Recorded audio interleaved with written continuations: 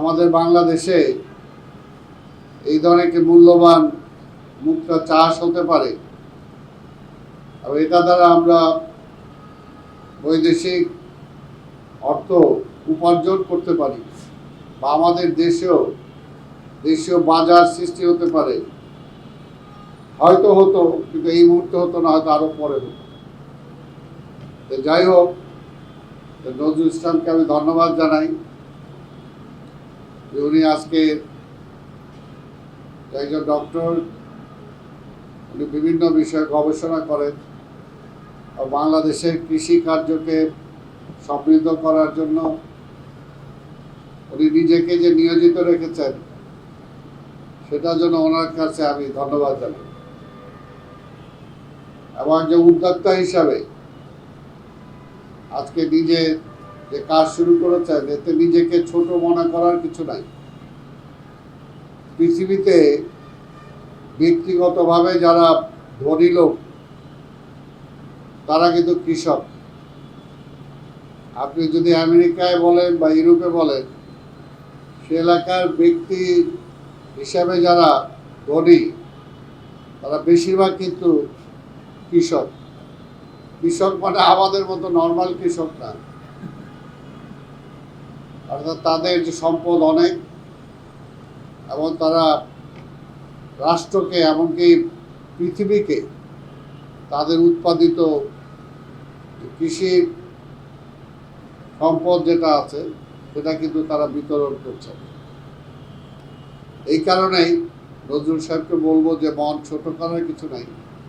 আল্লাহ আপনাকে প্রতিভা দিয়েছেন, সেই প্রতিভাটা এখন এই ধরনের ইয়াং ছেলে মেয়ে যারা আছে, আপনি যদি তাদেরকে আপনার ব্রেন থেকে কিছুটা দিতে পারেন তাহলে এর দ্বারা তারা উপকৃত হবে, দেশ উপকৃত হবে, পৃথিবী উপকৃত হবে।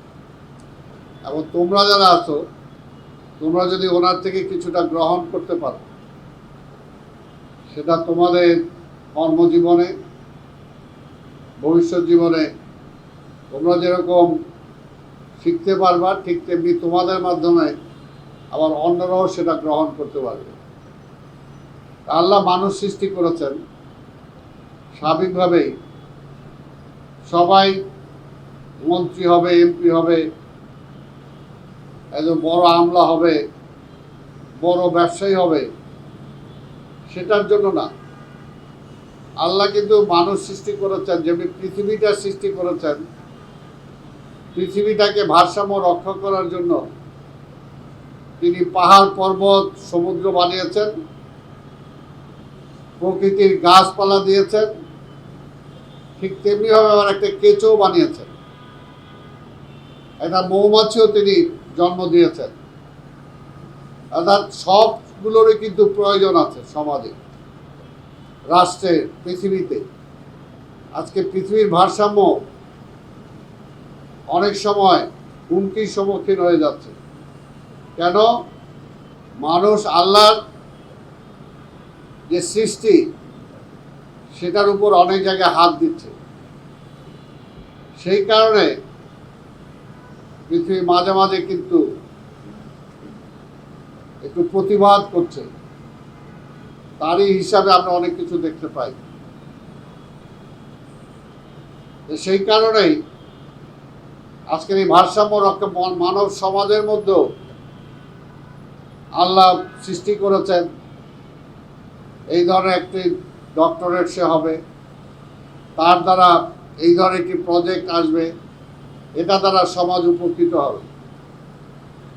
আল্লাহ কাউকে বানাইছে সে রাজনীতি করবে, কেউ কলেজের প্রিন্সিপাল হবে,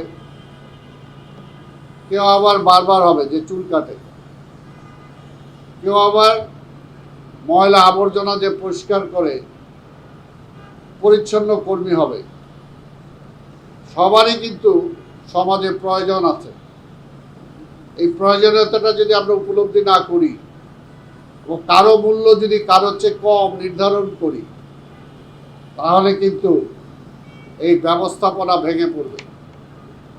আমরা একটু চিন্তা করতে পারি চোখ বন্ধ করে যে পরিচ্ছন্ন কর্মীরা যারা আমাদের সমাজে নিগৃহীত, তারা যদি এক সপ্তাহ তাদের কাজটা বন্ধ রাখেন, আপনারা ভাবতে পারেন ঢাকা শহরের অবস্থাটা কি হবে? ঢাকা শহরের অবস্থাটা কি হবে? তো সেই কারণেই সমাজের প্রত্যেকটা মানুষেরই, আমাদের দেশে হয়তো সেটা নাই, পৃথিবীর উন্নত দেশগুলোতে গেলে দেখা যায় মানুষের মধ্যে বিভেদ নাই, প্রকারভেদ নাই, মানুষ মানুষ মানুষ মানুষ, যে সে যে জায়গা থেকে একজনকে সার্ভ করছে, সার্ভিস দিচ্ছে, এবং সেটা সার্ভিস সবাই গ্রহণ করছে। এই আমাদের এখানে আমরা বিভিন্ন রকম ভাগে বিভক্ত করি, এবং সেই কারণে সত্যিকার অর্থে মেধার মূল্যায়ন দরকার, আমাদের এখানে সেটা নাই। এবং নাই বলেই একদিক দিয়ে যেমন মেধা পাচার হয়ে যাচ্ছে, কিন্তু মেধার কোনো বিকল্প নাই। আজকে ওনার মেধা যেটা আছে এটা আমার নাই, আমি পারবো না, এটা আল্লাহ তাকে এটা দিয়েছেন স্পেসিফিক ভাবে, এটা আল্লাহ দিয়েছেন। মেধার সৃষ্টি করা যায় না, হয়তো বিকশিত করা যায়, কিছু বাড়ানো যায়, 50 থেকে 60 70 করা যায়, কিন্তু 10 থেকে 100 করা যায় না।